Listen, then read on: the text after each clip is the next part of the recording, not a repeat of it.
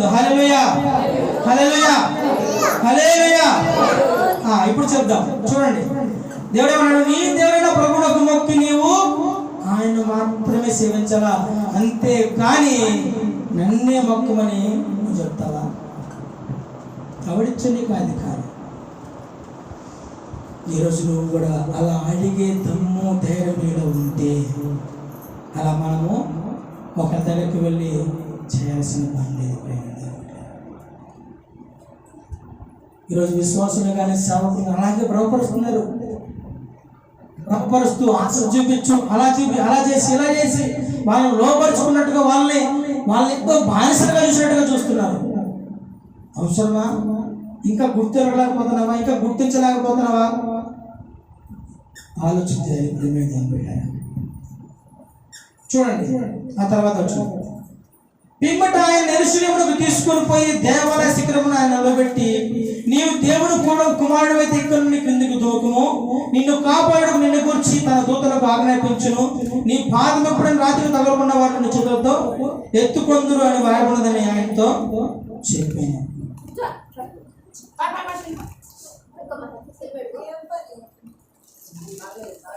వదిలే కొంచెం సమస్య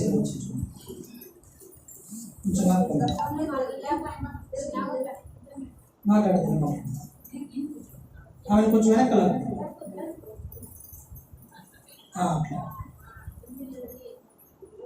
పట్టుకోండి ఆమె పట్టుకోండి. కొంచెం ఇబ్బందిగా ఉంది.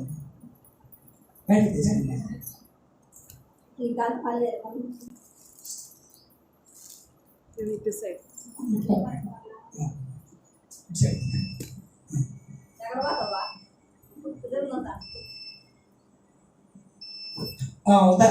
ఒకసారి దేవుని స్తోత్రం చేద్దాం. హల్లెలూయా హల్లెలూయా.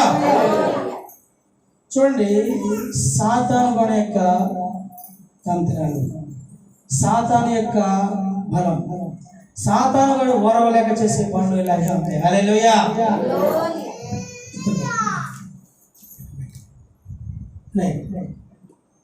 ఇప్పుడు మూడోసారి యేసేకి చెప్తున్నాడు. మూడోసారి యేసేకి చెప్తున్నాడు. ఏమని చెప్తున్నాడు? యెరూషలేము దేవాలయ శిఖరమును తీసుకెళ్ళిపోయి అక్కడ నిలబెట్టి అంటున్నాడు కదా, నువ్వు ఒకవేళ దేవుడి కుమారుడు అయితే ఈ కిందికి దూకు, నిన్ను కాపాడుకు దేవుడితో వస్తారు. యేసు ప్రభు తెలియదు ఆ సంగతి. మరి వీడేది చెప్పేది మధ్యలో? వీడికి చెప్పాల్సిన అవసరం ఏముంది?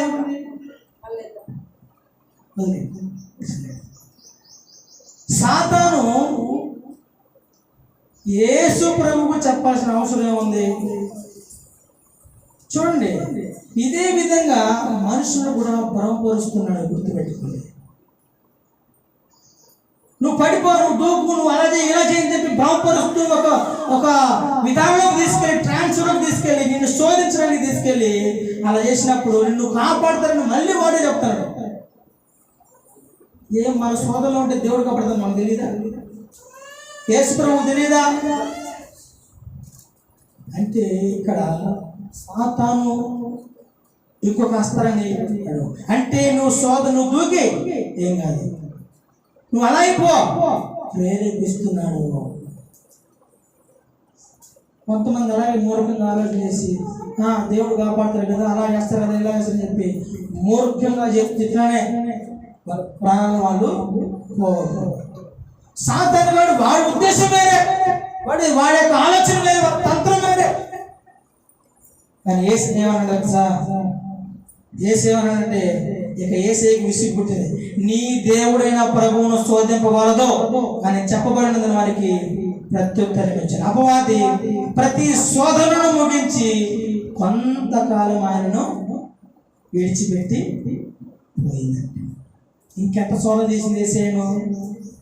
యేసయ్యను ఆ విధంగా శోధిస్తూ ఉంటే, ఒకట ఆఖరి నేను అస్త్రాన్ని ఉపయోగించింది, రెండు అధికారం ఈ రాజ్య భోగభోగాలు చూపించిన ఆ యొక్క ధనం గురించి చూపించిన ఆ యొక్క భోగ విలాసాల గురించి చూపించినటువంటి అస్త్రం ఉపయోగించింది. మూడవది నువ్వు అట్లు దూకు ఇట్లు దూకు ఏం కాదలేదు, నువ్వు ఆత్మహత్య చేసుకుని నీకేం కాదన్నట్టుగా ఇది ఒక ప్రలోభకరమైన భ్రమపరిచే విధంగా ఇలాంటి అస్త్రాన్ని ఉపయోగించింది. ఇవి సారవనంటే ఇంకా ఏవో చేయాలని చూసిన ఏసే అన్నింటినీ తిప్పికొట్టిన తర్వాత ఏసే అన్నదా నీ ప్రభువును శోధించగలదో. ఈరోజు నువ్వు కూడా అదే మాట చెప్పాలా, ఏ నీ ప్రభువైన కుమారుడు కానీ కుమార్తెను కానీ నువ్వు శోధించడానికి ఎంతమంది నీకు అధికారం లేదు. నేను నీ ప్రభువును ఎలాగైతే వచ్చి శోధించావో ఆ రోజు ప్రభు నిన్ను గెలిచాడు కాబట్టి అదే ప్రభు కుమారుడుగా కుమార్తెగా నేను ఉన్నాను.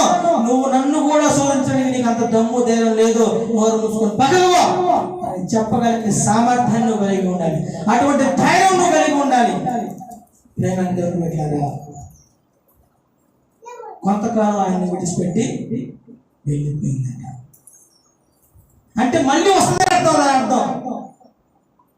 మళ్ళా యేసు ప్రభు శిలువలో చనిపోయేటప్పుడు వచ్చింది. ఆయన చనిపోతాడు, రేపు అప్పగిస్తారు. ఇక ఆ వారం పీరియడ్లో మరలా బలంగా పనిచేయడం ప్రారంభించాడు కదా. నువ్వు యేసయ్యా ఇప్పుడు నిన్ను మరలా శోధించడానికి వస్తారా అన్నట్టుగా సాతాను. కానీ సాతాను గారు గెలిచాడా? వాడు ప్లాన్ ఏంటో తెలుసా? యేసు ప్రభు చనిపోకూడదు, యేసు ప్రభువుకి గౌరవం తగ్గకూడదు, యేసు ప్రభు తండ్రిని మహిమపరచకూడదని వాడు ప్లాన్ వేస్తే దేవుడు అన్నిటిని తిప్పికొట్టాడు. దేవుడు యేసయ్య తన తండ్రికి ఇవ్వాల్సిన మహిమనిచ్చాడు, తను చేయవలసిన కార్యములు చేశాడు, తను చేయవలసిన ఆ యాగాన్ని చాలా అద్భుతంగా లోకానికి చేసి ఆ పాపాన్ని శాపాన్ని తరిమి కొట్టేసి తలను శిలువలో చితుకు దొక్కి యేసయ్య గెలిచాడు. హల్లెలూయా, హల్లెలూయా. మనం ఆలోచన చేద్దాం. తర్వాత చూడండి, అప్పుడు యేసు ఆత్మ బలముతో గలిలయకు తిరిగి వెళ్ళను, ఆయన గురించిన సమాచారం ప్రదేశమంతటా వ్యాపించను. ఆయన అందరి చేత ఘనత నుండి వారి సమాజ మందిరములలో బోధించుచు వచ్చాడట. చూడండి, యేసు ప్రభు శోధింపబడిన విధానం అందరూ తెలిసింది.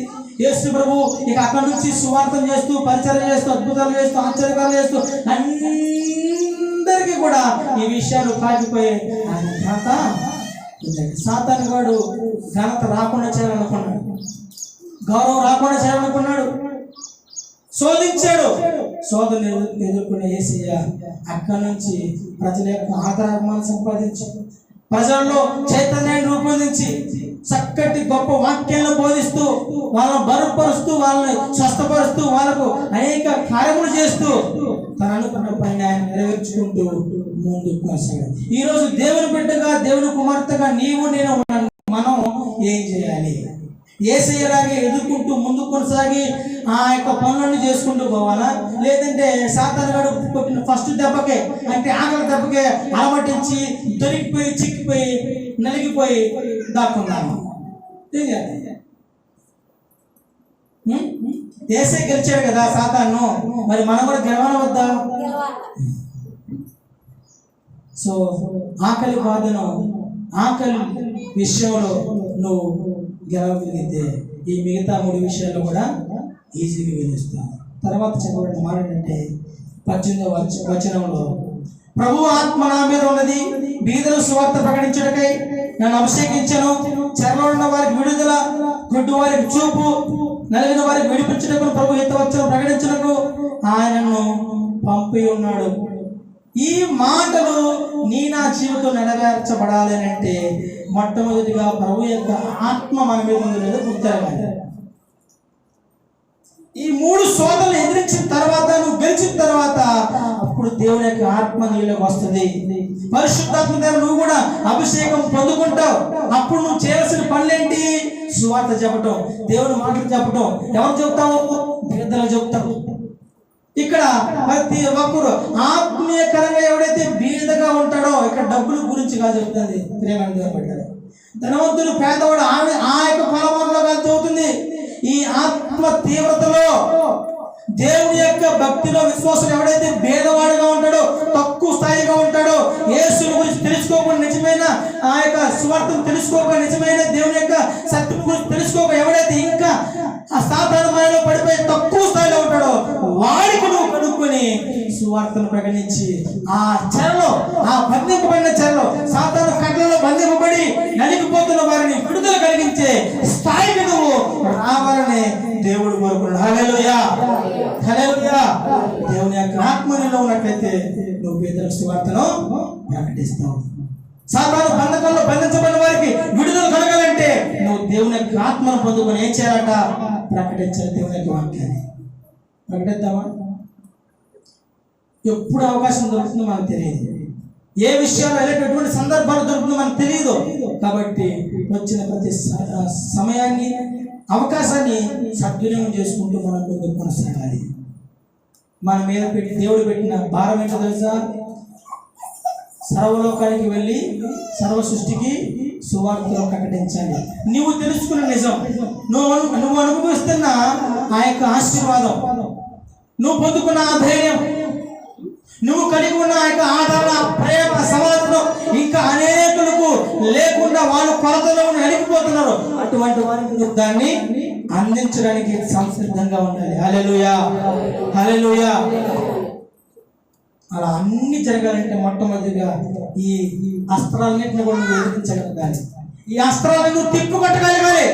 అప్పుడే నువ్వు గొప్పవాడిగా, గొప్పదానిగా దేవుని దృష్టిలో మంచబడతావు. ఇదంతా కేవలం దేవుని యొక్క ఆత్మ సహాయం ద్వారా మాత్రమే జరుగుతుందని మనం గుర్తుపెట్టుకోవాలి.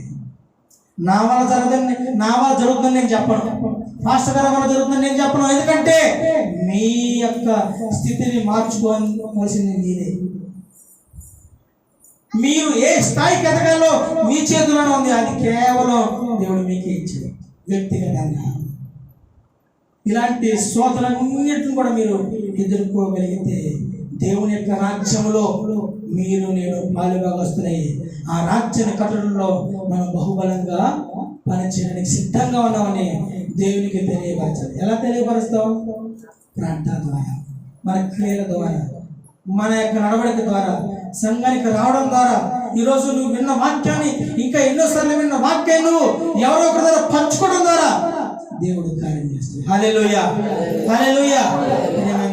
ఆ రీతిగా ఉందాం. ఆకలి ఈ యొక్క మనము అడ్డుకోగలగాలి. ఈ భోగభాగాలు వాటి నుంచి అడ్డుకోగలగాలి. ఆశలు, నేత్రాశ, శరీరాశ, జీవుడు, ఇవన్నీ దాంట్లో వాటిని మనము ఎదుర్కోగలగాలి. ఇంకా మనకి ఏమైనా అయిపోతుందేమో, ఈ ప్రాణం పోయిద్దేమో అనే ఈ భ్రమపరిచే శోధన నుంచి మనము ఎదుర్కోగలగాలి. ప్రాణభీతి, ప్రాణం మీద తీకుంటే అట్లనే భయపడతాం. ప్రాణం మీద తీపి లేకపోతే భయపడాల్సిన అవసరం మనకు లేదు.